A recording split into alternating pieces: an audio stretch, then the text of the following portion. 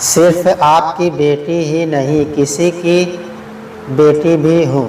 एक बार फिर से दोहराना, मैं सिर्फ आपकी पत्नी ही नहीं, किसी की बेटी भी हूँ।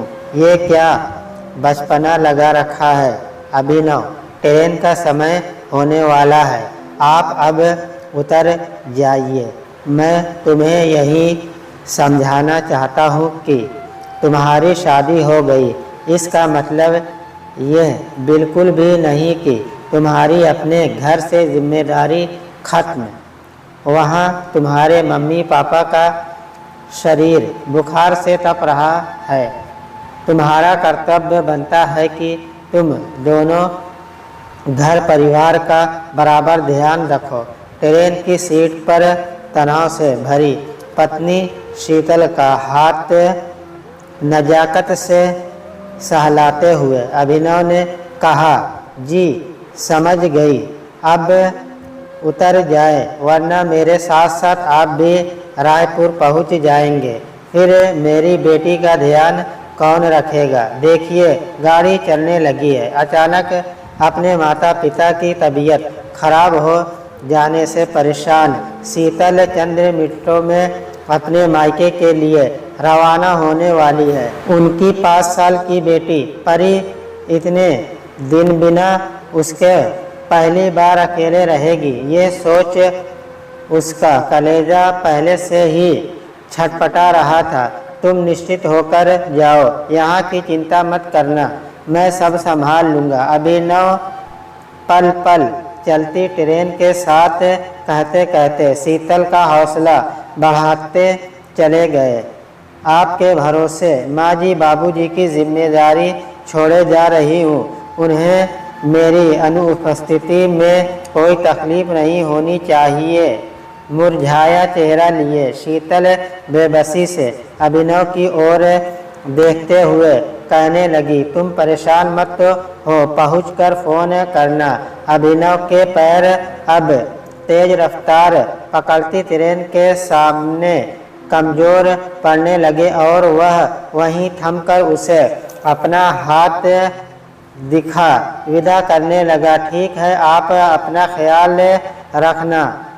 भारी आंखों से शीतल अभिनव के ओझिल होने तक उसे निहारती रही। वापस अपनी सीट पर बैठे मन ही मन वह परिस्थिति को धन्यवाद देने लगी। क्या यह उन्हीं का आशीर्वाद है कि कुल 4 बहनें होने पर भी आज उसे अपने परिवार में एक बेटे न होने की कमी नहीं खल रही। उसे उस क्षण बचपन से सुनते आए अपने माता पिता को चुभन भरे ताने एकाएक याद आने लगे। बिना बेटे बहू के आपका बुढ़ापा कैसे बीतेगा? ये बेटियां तो अपनी अपनी ससुराल में व्यस्त हो जाएंगी। आपकी ज़रूरत के समय उनसे आपके साथ खड़े रहने की उम्मीद लगाना बेकार की बात है। वे अपने ससुराल का ध्यान रखेंगी या आप अपने मायके का सास ससुर पति बच्चों की जिम्मेदारी से खाली होंगी तब तो आप आएंगी। अगर ससुराल वाले ही मना कर दें तो क्या घर में महाभारत रचा कर उनका आना मुमकिन होगा? आप अपनी दूसरी व्यवस्था करके रखिएगा वरना आगे चलकर बड़ी मुसीबत का सामना करना पड़ेगा। पर आज अभिनव का ऐसा रूप देखकर उसका मन भर आया। शुरुआत में वे छोटी मोटी बात पर मायके जाने की उसकी जिद को नज़रअंदाज कर दिया करते थे। उसे भी महसूस हुआ कि बाकी जीजू की तरह अभिनव को भी उसका मायका बार बार आना पसंद नहीं। फिर धीरे धीरे शीतल ने ही उनसे कहना बंद कर दिया। अब मुश्किल से केवल साल में एक बार जाने का मौका मिल पाता था। आज घर वालों की इस कठिन परिस्थिति में भी उनके पास कोई भी बहन मौजूद नहीं हो पा रही थी।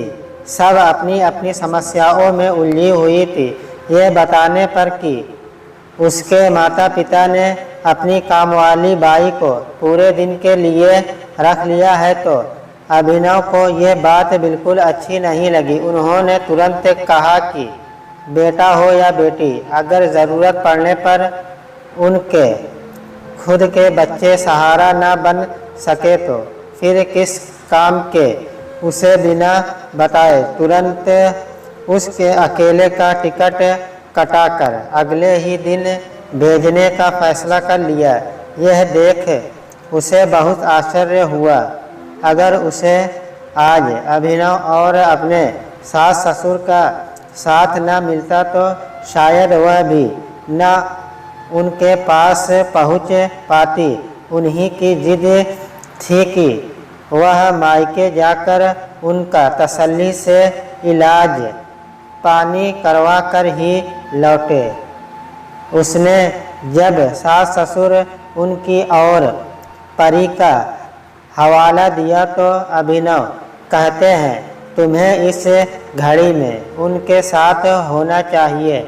मैं मानता हूँ कि तुम्हारे बिना कुछ दिन मुश्किल होगी, पर फिर सब मैनेज हो जाएगा।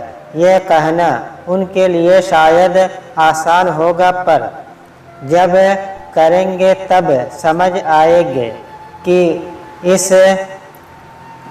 कभी न खत्म होने वाली जंग में दो पल का चैन नहीं मिलता कि असली जंग फिर सामने आ खड़ी होती है। इतना भी सोच विचार नहीं किया कि अकेले सब कैसे संभाल पाएंगे। वह बखूबी जानती थी कि उसकी गैर मौजूदगी में सबको कितनी तकलीफ उठानी पड़ेगी।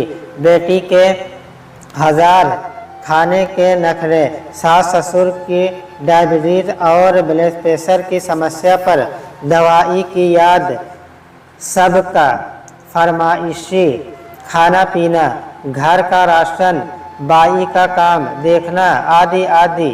इन सब के साथ उन्हें ऑफिस का काम भी करना होगा। ट्रेन की खिड़की के बाहर सीट में अपनी गर्दन टिकाए वह खुले आसमान में बादलों को अटखेलियां करते हुए देख यह सब सोच कर यही मनाती रही कि माँ पापा जल्दी ठीक हो जाए और वह अपनी ससुराल समय से वापस लौट आए।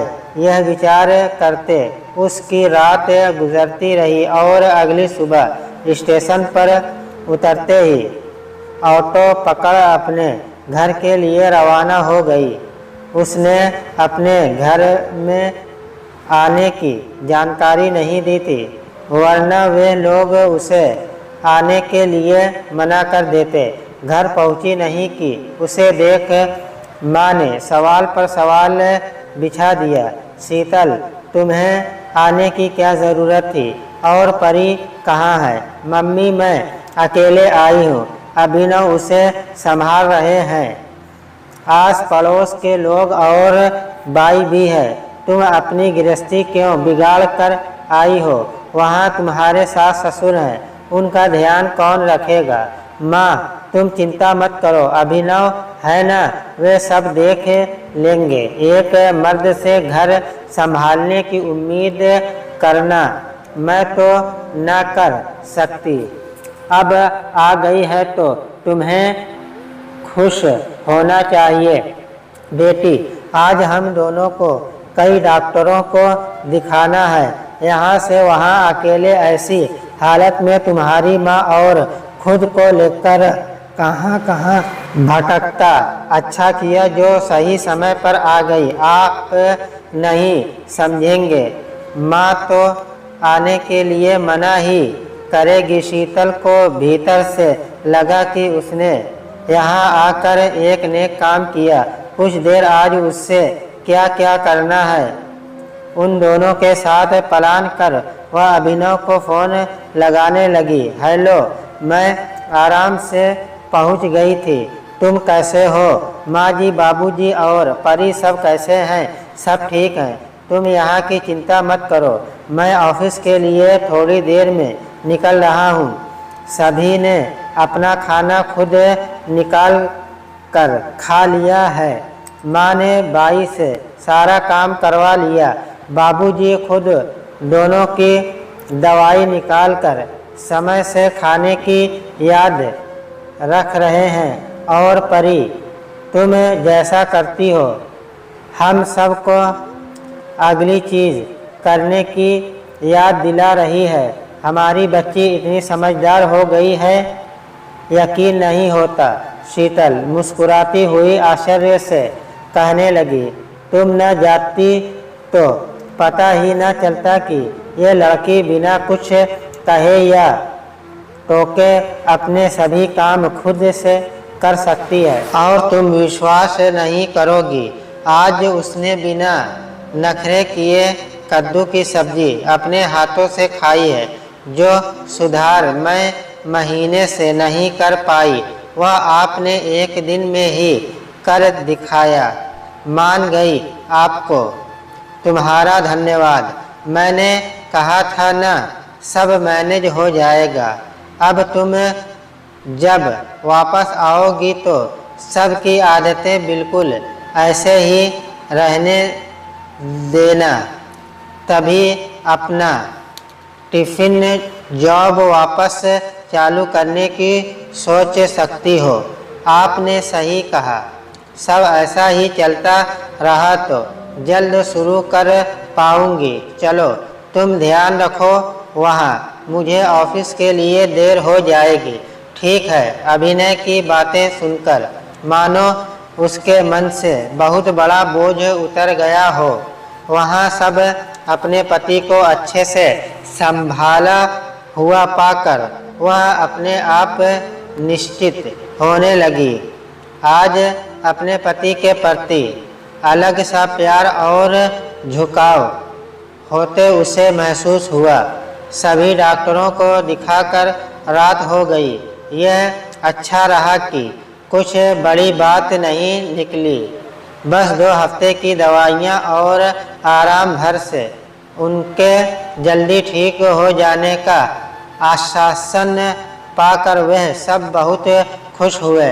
वहाँ कुल 10 दिन बिताने के बीच शीतल को अपने बचपन के वो सभी क्षण याद आ रहे थे, जब कभी वे बहनें बीमार पड़ती या चोटिल होती थी और कैसे उनकी माँ दिन रात सेवा में लगी रहती।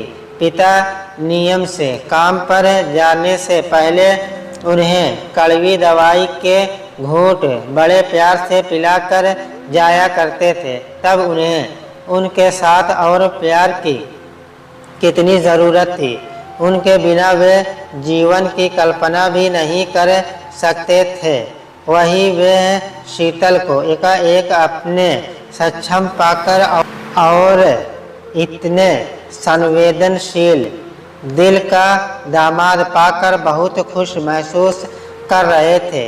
यह बात तो पक्की थी कि बिना उनके सहयोग व आश्वासन के बगैर कोई भी बेटी अपना घर बार इतने दिन ऐसे छोड़कर आने की हिम्मत नहीं जुटा सकती थी। कुछ दिनों बाद उनकी तबीयत सुन आसपास के रिश्तेदार और समाज के लोग एक के बाद एक उनसे मिलने घर आने लगे। शीतल को बिना बिटिया के मुस्कुराते हुए देख उनके साथ हर पल साये की तरह मौजूद पाकर सब हतप्रभ रह गए। सब उससे तरह तरह की पूछताछ करते नहीं थक रहे थे। सभी सवालों की झड़ी के जवाब दे देकर उसे पता नहीं क्यों भीतर ही भीतर ऐसा पति पाकर सम्मानित महसूस हो रहा था। क्या एक पति का ऐसा हृदय दिखाना क्या इतनी बड़ी बात है? वैसे देखा जाए तो पीढ़ियों से यही काम एक बहू आजीवन बड़ी निष्ठा से करती आ रही है। क्या तब भी औरों के लिए एक औरत का इतना त्याग करना इतना ही आदरकारी कार्य माना जाता है। खैर, माता पिता ने हर किसी के सामने प्रफुल्लित हो अपने दामाद की प्रशंसा करते हुए कहने लगे। उन्होंने ही जिद कर शीतल को हमारे पास अकेले यहाँ भेजा और अगली ही ट्रेन से इतने दिनों के लिए हमारे पास निश्चित हो हमारा ख्याल रख रही है। तो फिर क्या था? सब ने केवल एक बात दोहराई, भाई दामाद हो तो ऐसा, भाई दामाद हो तो ऐसा। जब एक लड़की की शादी हो जाती है तो उसे बस घर की बहू के रूप में ही क्यों देखा जाता है? जिन्होंने उसे जन्म दिया, पाला पोसा, पढ़ाया लिखाया, अपने कलेजे का टुकड़ा समझा, हर सुख दुख में चट्टान की तरह साथ दिया, इतने संस्कार और सामंजस्य की घुट्टी पिलाई कि वह ससुराल जाकर एक आदर्श बहू की उपाधि प्राप्त कर सके। फिर ऐसा क्यों होता है कि किसी मुश्किल घड़ी में या बुरा वक्त आने पर उसे उसके ही जन्मदाता से पराये की तरह बर्ताव करने के लिए दबाव डाला जाता है? इस बात को क्यों अहमियत नहीं दी जाती कि वह एक पत्नी, बहू, माँ के साथ साथ किसी की बेटी भी है?